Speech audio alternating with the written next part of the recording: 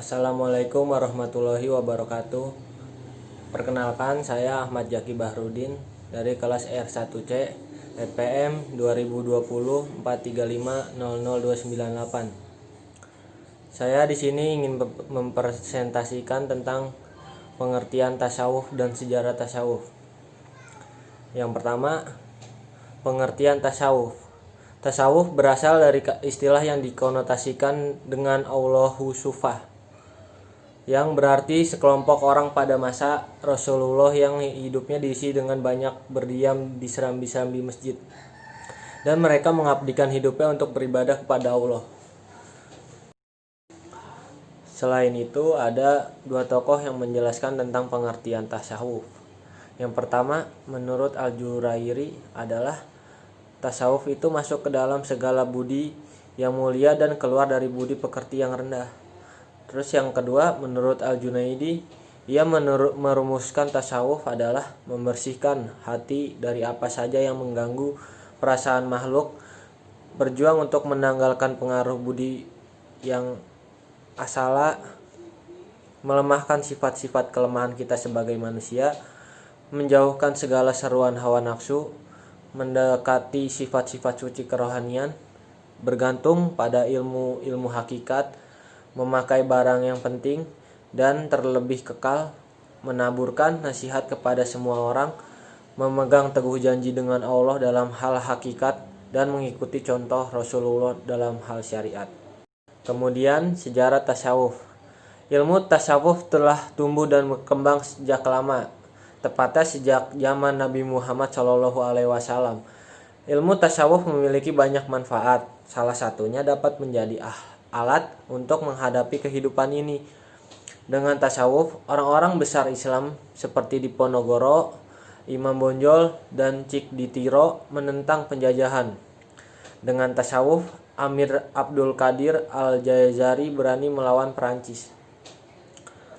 Pada abad kedua, tasawuf hanya dikenal di Kufah dan Basrah.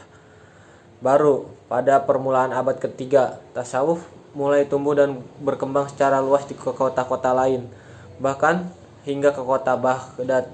Pada abad ketiga, para sufi mulai menaruh perhatian terhadap hal-hal yang berkaitan dengan jiwa, dan tingkah laku tasawuf pun berkembang menjadi ilmu moral dan keagamaan atau ilmu akhlak keagamaan. Pada masa ini, tasawuf identik dengan akhlak. Berkembangnya kurang lebih satu abad. Dari sisi lain, pada abad ketiga dan keempat muncul tokoh-tokoh tasawuf seperti Al-Junaid dan Sari Al-Sakati serta Al-Khazraj yang memberikan pengajaran dan pendidikan kepada para murid dalam sebuah bentuk jamaah. Pada abad ke-5 Hijriah, Imam Al-Ghazali tampil menentang jenis-jenis tasawuf yang dianggapnya tidak sesuai dengan Al-Quran dan Sunnah dalam sebuah upaya mengembalikan tasawuf kepada status semula sebagai jalan hidup zuhud, pendidikan jiwa, dan pembentukan moral. Pemikiran-pemikiran yang diperkenalkan Al-Ghazali dalam bidang tasawuf dan makrifat sedemikian mendalam dan belum pernah dikenal sebelumnya. Dia mengajukan kritik-kritik tajam terhadap berbagai aliran filsafat, pemikiran-pemikiran Mu'tazilah, dan kepercayaan batiniah untuk menancapkan dasar-dasar yang kukuh bagi tasawuf yang lebih moderat dan sesuai dengan garis pemikiran teologis al-sunnah wal jamaah. Dalam orientasi umum dan rincian-rinciannya yang dikembangkan berbeda dengan konsepsi disebut tasawuf sunni. Al-Ghazali menegaskan dalam Al-Munqiz min al-Dalal sebagai berikut.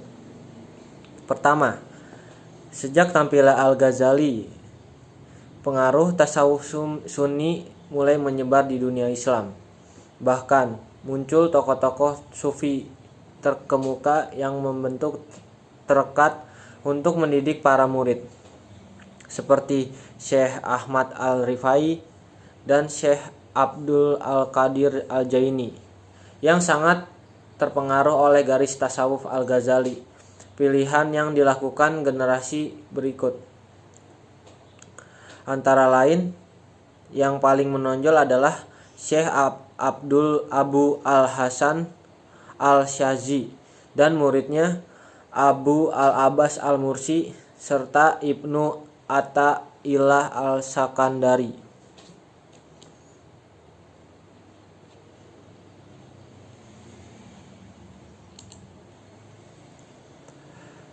Model tasawuf yang mereka kembangkan ini dalam kesinambungan tasawuf Al-Ghazali kedua pada abad ke-6 Hijriah sebagai akibat pengaruh kepribadian Al-Ghazali yang begitu besar.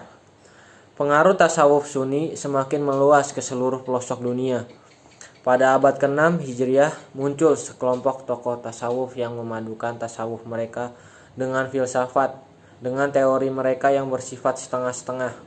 Di antara mereka terdapat Syuhrawardi Al-Makul, Syekh Akbar Muhyiddin, Ibnu Arabi, dan sebagainya. Materi selanjutnya adalah tingkatan tasawuf. Tasawuf memiliki 4 tingkatan. Yang pertama, pemahaman syariat. Yang kedua, pemahaman tarekat. Yang ketiga, pemahaman hakikat. Yang keempat, pemahaman makrifat. Kita di sini mau menjelaskan yang pertama. Yang pertama, pemahaman syariat. Syariah artinya jalan, dapat dimaksudkan sebagai hukum. Syarat ini tertuang di dalam hukum-hukum fikih yang harus dipahami dan dikerjakan sesuai dengan aturan-aturan yang ada. Tingkatan kesadaran, ada milikku, ada milikmu. Yang kedua, pemahaman tarekat. Torako artinya jalan. Perbedaannya dengan syara'a.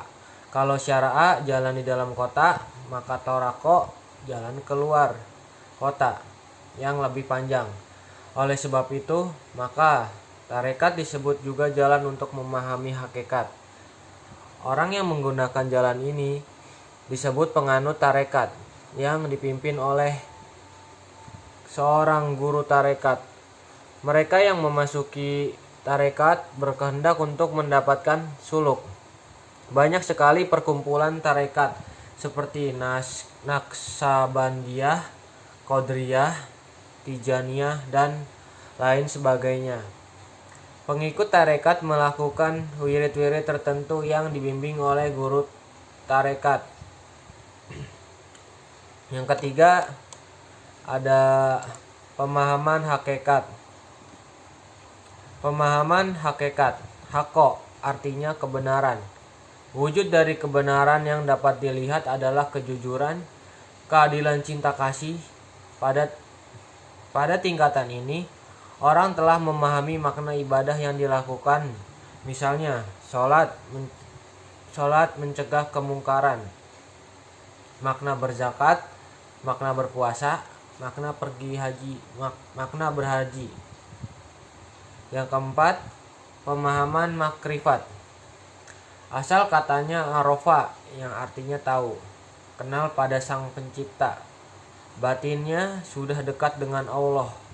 Semua gerakannya lillahi ta'ala dan janji Allah untuk membantu setiap aktivitas orang tersebut. Tidak aku, tidak kamu, yang ada hanyalah Allah. Sekian presentasi agama dari saya, kurang lebihnya mohon dimaafkan.